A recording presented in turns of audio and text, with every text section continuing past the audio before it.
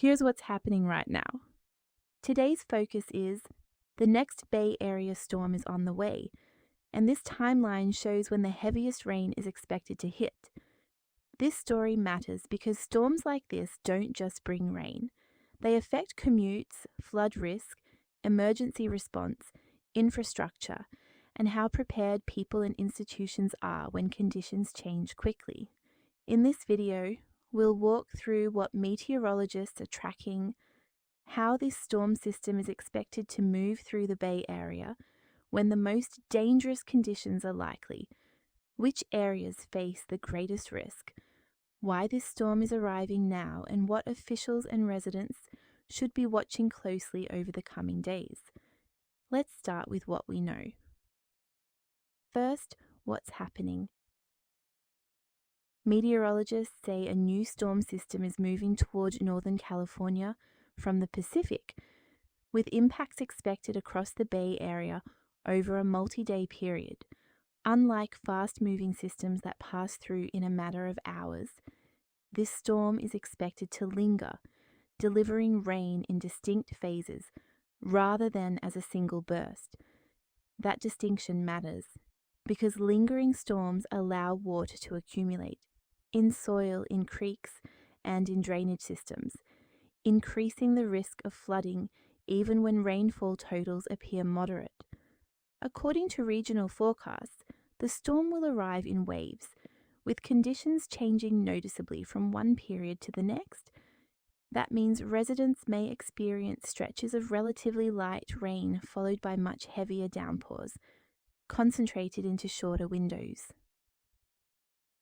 How this storm system works. To understand why forecasters are watching this closely, it helps to understand how storms like this form and behave. This system is being driven by a low-pressure area over the Pacific that is steering moisture inland toward Northern California. As that moist air moves onshore, it is forced upward by terrain and cooler air, causing water vapor to condense and fall as rain. In the Bay Area, geography plays a significant role in how rain is distributed. Coastal hills, inland valleys, and higher elevations can all intensify rainfall under the right conditions. That means neighborhoods only a few miles apart can experience very different impacts at the same time. Forecasters are paying particular attention to narrow bands of moisture embedded within the storm. When these bands stall over one location, rainfall can intensify quickly, sometimes faster than storm drains and creeks can handle. The timeline when conditions are expected to worsen. Early phases of the storm are expected to bring light to moderate rain. For many residents, this initial period may feel manageable. Wet roads, slower traffic, and reduced visibility, but no immediate emergencies. The more concerning window comes later. Forecast models show rainfall rates increasing during a defined peak period, likely overnight into early morning hours. This timing matters. Overnight storms reduce visibility, make standing water harder to see, and can slow emergency response when conditions deteriorate rapidly. Officials emphasize that it's not just how much rain falls, it's how fast it falls. A few inches spread over an entire day may be manageable. The same amount falling over a few hours can overwhelm drainage systems and trigger flooding. What forecasters are saying in detail. According to reporting from the San Francisco Chronicle and briefings from the National Weather Service, this storm is expected to unfold in a clearly defined sequence, rather than as a single continuous event. Forecasters say the first phase brings lighter rain, but the more consequential phase arrives later when a concentrated plume of Pacific moisture moves onshore. Meteorologists often describe this setup as atmospheric river-like, meaning moisture is transported efficiently from the ocean and released over land in a relatively short time. While this system may not meet the strict technical definition of a major atmospheric river, the underlying mechanism is similar enough that forecasters are closely monitoring rainfall rates. Current projections suggest parts of the Bay Area could receive 1 to 3 inches of rain, with higher totals possible in the coastal ranges and hillside areas. What concerns forecasters most is not the total amount, but the rate at which rain may fall during peak hours. Rainfall rates approaching or exceeding half an inch per hour can overwhelm storm drains, particularly in urban areas where debris accumulation limits flow. Forecasters are especially focused on the overnight to early morning window, when the strongest rain bands are expected to pass through. This timing increases risk because fewer people are monitoring conditions in real time, and hazards such as flooded intersections or submerged roadways can appear suddenly.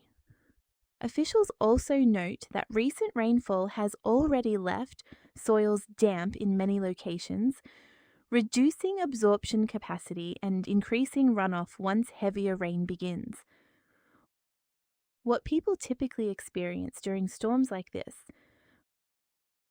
For many residents, impacts don't begin dramatically.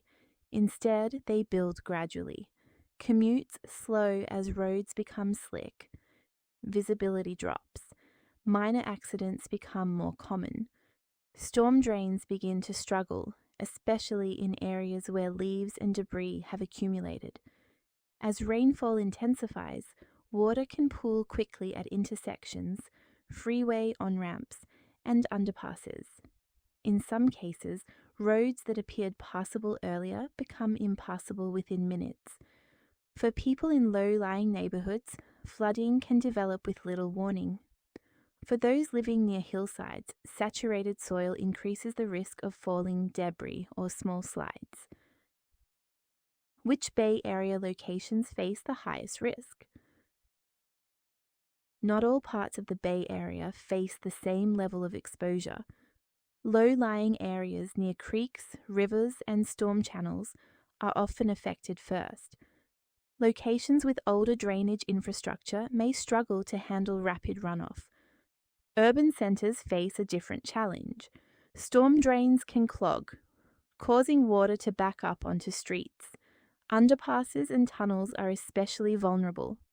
Transportation corridors are also a major concern.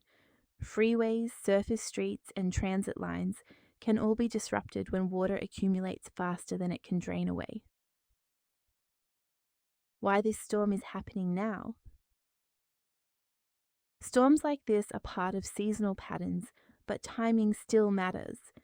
Meteorologists say this system is arriving after earlier rain events, meaning the ground may already be saturated in some areas. When soil can no longer absorb water, runoff increases sharply. Back-to-back storms reduce the margin for error. Even moderate rainfall can cause problems when systems have not had time to recover. How this compares to past Bay Area storms. In previous storms, the most disruptive impacts often did not come from record-breaking rainfall totals.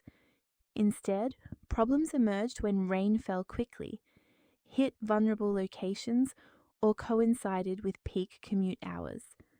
Past storms have caused localized flooding, road closures, transit delays, power outages, and evacuations in flood-prone areas, even when overall totals appeared manageable.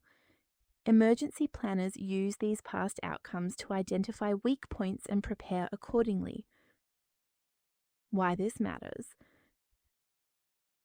For individuals, storms like this can disrupt daily routines quickly and unexpectedly. For families, questions arise about school schedules, childcare, and safe travel during peak rainfall periods. For cities and utilities, storms act as stress tests. Drainage systems, power infrastructure, and emergency services are all strained at the same time. At a broader level, repeated storms raise long-term questions about resilience. Infrastructure designed for more predictable weather is increasingly being tested by more variable conditions. The expert risk and scenario view. Emergency planners and meteorologists typically consider 3 scenarios. First, rainfall stays within forecast ranges and impacts remain localized and manageable. Second, rainfall intensifies beyond expectations, leading to wider disruptions such as road closures, transit interruptions, and scattered power outages. Third, conditions compound. Saturated ground, debris-clogged drains, and strong winds combine to create cascading failures that take longer to resolve. Which scenario unfolds depends on timing, intensity, and preparedness. What officials are watching closely? Authorities are monitoring hourly rainfall rates, creek and reservoir levels, flood-prone intersections, hillside stability, traffic and transit conditions during peak rainfall windows. When official messaging shifts from monitoring to advisories or warnings, that usually signals increased concern. What happens next? In the short term, forecasts will continue to update as new data becomes available. Storm tracks and intensity can shift, sometimes with little notice. In the medium term, attention will turn to impacts. Which areas were hardest hit and how infrastructure performed? Over the long term, storms like this contribute to broader discussions about infrastructure investment, urban planning, and climate adaptation. A helpful way to think about this. In past storms, outcomes often depended less on storm strength and more on communication and response. When warnings were clear and early, impacts were often contained. When conditions changed faster than messaging, disruptions spread. Preparedness doesn't eliminate risk, but it reduces surprises. Practical guidance. If you're in the Bay Area, stay informed through verified local sources. Avoid flood-prone routes during heavy rain and adjust travel plans if necessary. If you're not directly affected, this storm is still a reminder of how quickly conditions can change and why preparation matters before impacts become visible. The Now Brief takeaway. This storm matters not because it is unprecedented, but because it tests readiness. The most important things to watch are timing, rainfall intensity, and response, not just total inches. That's your Now Brief. If this helped you understand what's happening and why it matters, like the video and share it with someone who should see it. Subscribe to stay informed. I'll see you next time.